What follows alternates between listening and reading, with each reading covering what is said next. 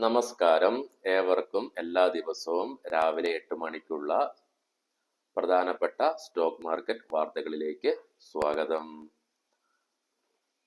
4% റാലിക്ക് ശേഷം ലാസ്റ്റ് വീക്കെൻഡിൽ നമ്മുടെ മാർക്കറ്റ് ക്ലോസ് ചെയ്തത് 0.7% ഇടിവിലാണ്. ഇതിനുള്ള പ്രധാനപ്പെട്ട കാരണം US-ൽ നിന്നുള്ള വീക്കായിട്ടുള്ള US ബോണ്ട് ഓപ്ഷൻസും തന്മൂലം ഉടലെടുക്കാവുന്ന ഫിസിക്കൽ ഡെഫിസിറ്റ് കൺസേൺസും അതുപോലെ തന്നെ US-ലെയും ജപ്പാനിലെയും തന്മൂലമുണ്ടാകുന്ന ട്രഷറി ബോണ്ട് ഈൽഡ് സ്പൈക്കും വിദേശ ധനകാര്യ സ്ഥാപനങ്ങളുടെ അഭിനമായിട്ടുള്ള വിറ്റഴിക്കലുമാണ് നമ്മുടെ മാർക്കറ്റ് സ്ലൈറ്റ്ലി നെഗറ്റീവായി ലാസ്റ്റ് വീക്കിൽ ക്ലോസ് ചെയ്യുവാനുള്ള പ്രധാനപ്പെട്ട കാരണം. നമ്മുടെ മാർക്കറ്റ് വെള്ളിയാഴ്ച അടച്ചതിന് ശേഷം ട്രംപ് വീണ്ടും താരിഫ് ഭീഷണിയുമായി യൂറോപ്പിനെതിരെ വന്നത് US മാർക്കറ്റിനെയും യൂറോപ്യൻ മാർക്കറ്റ്സിനെയും ഇടിയുവാൻ വെള്ളിയാഴ്ച ട്രേഡിംഗ് സെക്ഷനിൽ കാരണമാക്കി.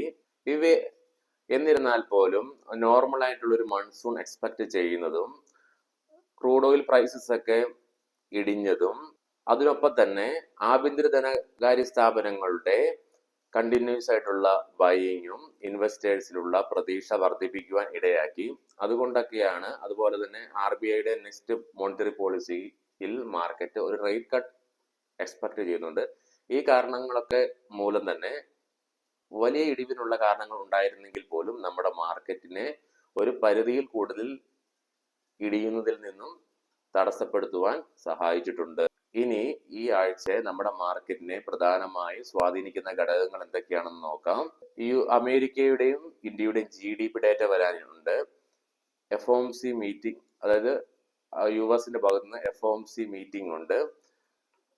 അതുപോലെ തന്നെ ജെറോം പവലിന്റെ സ്പീച്ച് മെയ് 28 ഉണ്ട്. വെള്ളിയാഴ്ച അമേരിക്കൻ പ്രസിഡന്റ് ഡൊണാൾഡ് ട്രംപ് പ്രഖ്യാപിച്ച താരിഫുമായിട്ട് ബന്ധപ്പെട്ട പുതിയ ഡെവലപ്മെന്റുകൾ ഇനി വരാനിരിക്കുന്നു.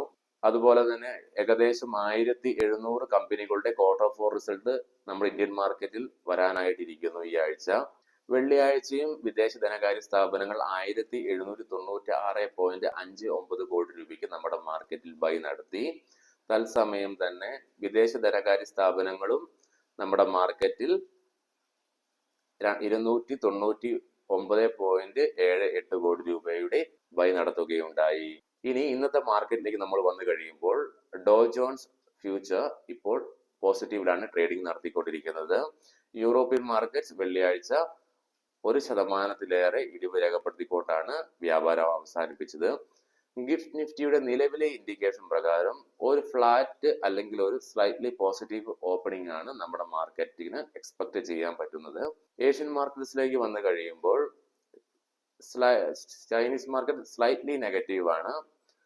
അല്ലാതെ മറ്റെല്ലാ മാർക്കറ്റുകളും തായ്വാനും നിക്കി 225ഉം ഹോസ്പിയൊക്കെ പോസിറ്റീവായിട്ടാണ് നിലവിൽ വ്യാപാരം തുടർന്നുകൊണ്ടിരിക്കുന്നത്. എന്നിരുന്നാൽ പോലും നമ്മൾ ഇന്ന് മാർക്കറ്റിൽ ഒരു ജാഗ്രത പുലർത്തേണ്ടതായിട്ടുണ്ട്. ഇന്ന് US മാർക്കറ്റുകൾ അവധിയാണ്. ഇനി നമുക്ക് ഇന്നത്തെ പ്രധാനപ്പെട്ട സ്റ്റോക്കിംഗ് ന്യൂസിലേക്ക് കടക്കാം. ഇതൊരു ബൈ ഓർ സെൽ റെക്കമെൻഡേഷൻ അല്ല, ജസ്റ്റ് ന്യൂസ് ഷെയർ ചെയ്യുന്നു എന്ന് മാത്രം. ചാനൽ സബ്സ്ക്രൈബ് ചെയ്യാത്തവരാണെങ്കിൽ സബ്സ്ക്രൈബ് ചെയ്യാനും വീഡിയോ ലൈക്ക് ചെയ്യാനും മറക്കരുത്. ഈ ചാനൽ നിങ്ങളുടെ ട്രേഡിംഗ് സുഹൃത്തുക്കളുമായി ഷെയർ ചെയ്യണമെന്ന് അഭ്യർത്ഥിക്കുന്നു. പാരാസ് ഡിഫൻസ് കമ്പനി ഇസ്രായേലിലുള്ള ഹെവൻ ഡ്രോൺസുമായിട്ട് ഒരു ജോയിന്റ് വെഞ്ചറിൽ ഏർപ്പെട്ടു. ഇന്ത്യയിൽ കാർഗോ ഡ്രോൺസ് നിർമ്മിക്കുവാൻ വേണ്ടിയിട്ടുള്ള ഒരു കരാറിന് വേണ്ടി ബോണ്ടാഡ എഞ്ചിനീയറിംഗ് കമ്പനിക്ക് 9,000 കോടി രൂപയുടെ ഒരു പുതിയ ഓർഡർ ആന്ധ്ര ഗവൺമെന്റിന്റെ ഭാഗത്തു നിന്ന് ലഭിക്കുകയുണ്ടായി. തന്മൂലം തന്നെ വെള്ളിയാഴ്ച ഒരു 10% റാലി സ്റ്റോക്കിൽ രേഖപ്പെടുത്തി. ഇറ്റേണൽ, അതായത് സൊമാറ്റോയുടെ പാരന്റ് കമ്പനിയാണ്. ന്യൂസുകൾ വരുന്നത് പ്രകാരം ചിലപ്പോൾ ഒരു 840 മില്യൺ US ഡോളറിന്റെ ഔട്ട്ഫ്ലോ കമ്പനിയിൽ ഉണ്ടാകാൻ ചാൻസ് ഉണ്ട്. MSI വെയിറ്റേജ് കട്ടിന്റെ ഭാഗമായി FTSE വിറ്റൊഴിയാൻ, അതായത് ഈ മൂല്യം വരുന്ന അത്തരം സ്റ്റോക്ക് വിറ്റൊഴിയാൻ സാധ്യതയുണ്ട്. ബാങ്ക് ഓഫ് ഇന്ത്യ IT അപ്ഗ്രേഡ്സിനായി സ്ഥാപനം 2000 കോടി രൂപ നീക്കിവെച്ചതായിട്ടുള്ള വാർത്തകൾ വരുന്നുണ്ട്. ലീല ഹോട്ടലിന്റെ IPO ഇന്ന് ഓപ്പൺ ആവുകയാണ്. 28 മെയ് ബുധനാഴ്ച വരെ സബ്സ്ക്രൈബ് ചെയ്യാം. പ്രൈസ് ബാൻഡ് ഫിക്സ് ചെയ്തിരിക്കുന്നത് 413 രൂപ മുതൽ 435 രൂപ പെർ ഷെയർ ആണ്. ലോട്ട് വന്നിരിക്കുന്നത് 34 ഷെയർസ് പെർ ലോട്ടാണ്. JSW സ്റ്റീൽ കമ്പനിയുടെ നെറ്റ് പ്രോഫിറ്റ് 16% ഉയർച്ച രേഖപ്പെടുത്തി 1503 കോടി രൂപ റിപ്പോർട്ട് ചെയ്തു. അശോക് ലൈലാൻഡ് കമ്പനിയുടെ നെറ്റ് പ്രോഫിറ്റ് 38% വളർന്ന് 1246 കോടി രൂപ രേഖപ്പെടുത്തി. കമ്പനിയുടെ ബോർഡ് 1:1 ബോണസ് ഷെയറും ഇഷ്യൂ ചെയ്യുവാനായി അപ്രൂവൽ നൽകി. തൽഫലമായി തന്നെ ഒരു ഷെയർ ഹോൾഡ് ചെയ്യുന്ന ആൾക്കാർക്ക് ഒരു ഷെയർ കമ്പനിയുടെ ബോണസ് ഷെയർ ആയിട്ട് ലഭിക്കുന്നതാണ്. BEML കമ്പനിയുടെ നെറ്റ് പ്രോഫിറ്റ് 12% ഉയർച്ച രേഖപ്പെടുത്തിക്കൊണ്ട് 288 കോടി രൂപയായി വളർന്നു. അഗർവാൾ ഇൻഡസ്ട്രീസ് 38 കോടി രൂപയിൽ നിന്നും 30 കോടി രൂപയായി കമ്പനിയുടെ പ്രോഫിറ്റ് ഇടിഞ്ഞു. 3 രൂപ 30 പൈസ ഡിവിഡൻഡ് പെർ ഷെയറും കമ്പനി പ്രഖ്യാപിച്ചു. നാരായണ ഹൃദയാലയം കമ്പനിയുടെ പ്രോഫിറ്റ് 191 കോടി രൂപയിൽ നിന്നും 197 കോടി രൂപയിലേക്ക് ഉയർത്തി.